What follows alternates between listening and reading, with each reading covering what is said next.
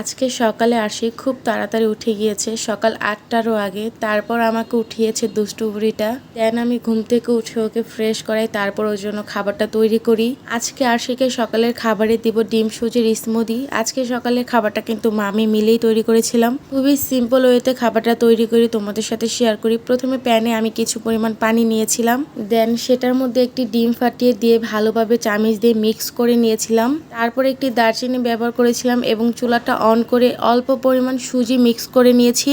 এখন খাবারটা ভালোভাবে নাড়াচাড়া দিয়ে তৈরি করতে হবে। এই তো আমার দুষ্টু পাখিটা আজকে নিজের খাবার নিজেই তৈরি করতেছে, মাশাআল্লাহ।